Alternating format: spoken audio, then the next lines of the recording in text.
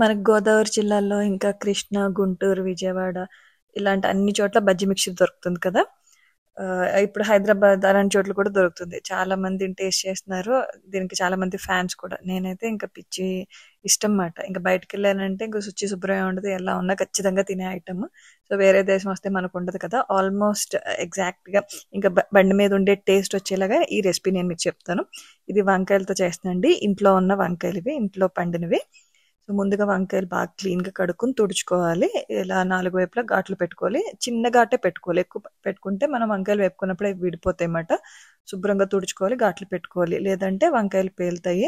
మనం బజ్జీ వేసే ముందే వంకాయల్ని ఒకసారి నూనెలో వేపాలి.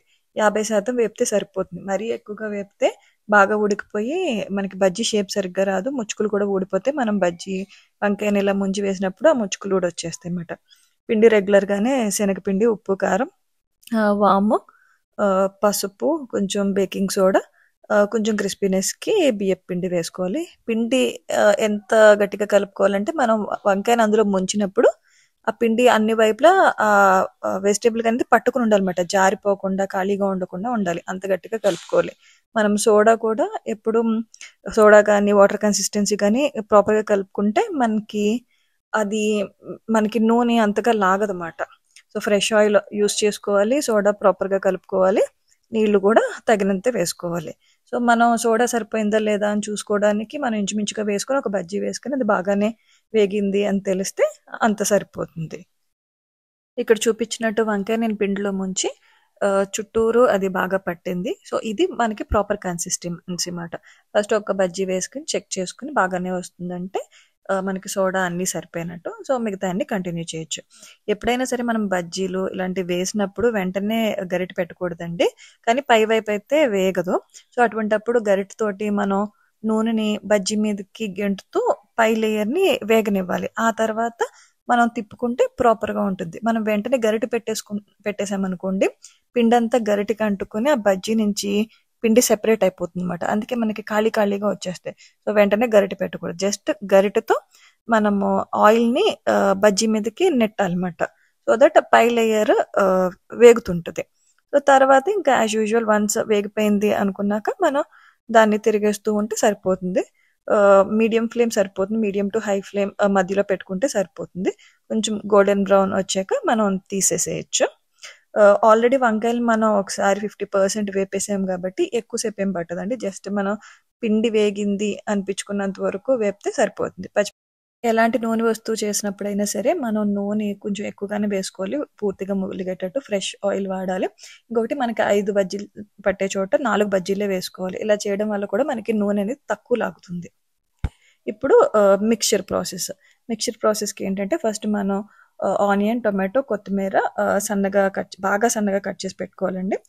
మనకి కార్న్ ఉంటుంది కదా! కార్న్ ఫ్లేక్స్ మనకి కిరాణా కొట్టులో గాని, సూపర్ బజార్‌లో గాని దొరుకుతాయి. అవి తీసుకొచ్చి మనం అదే నూనెలో డీప్ ఫ్రై చేసేసుకోవాలి. ఇంకా పల్లీలు కూడా డీప్ ఫ్రై చేసుకోవాలి. ఇక్కడ మనకి ఆనియన్ కన్నా టొమాటో డబుల్ పడుతుందన్నమాట. ఆనియన్, నిమ్మకాయ, ఉప్పు, కారం ఉంటే చాట్ మసాలా లేకపోతే ఆప్షనల్ ఉంటే వేసుకోండి. లేకపోతే దాని బదులు మనం డ్రై మ్యాంగో పౌడర్ అయినా వేసుకోవచ్చు. ఇంకొకసారి చెప్తున్నాను.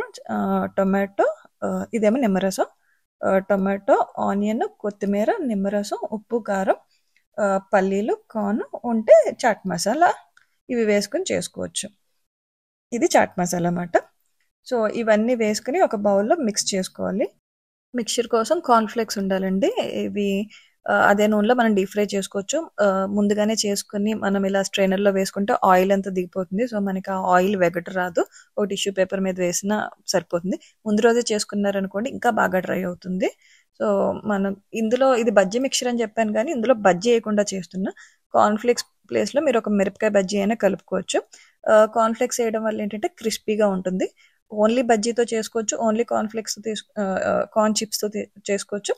2 కాంబినేషన్‌లో చేసుకోవచ్చు మాట. ఎలా అయినా బాగానే ఉంటుంది. సో, నాకు ఇలా కార్న్ చిప్స్‌తో ఇష్టం. సో, మోర్ క్రిస్పీ ఉంటుంది.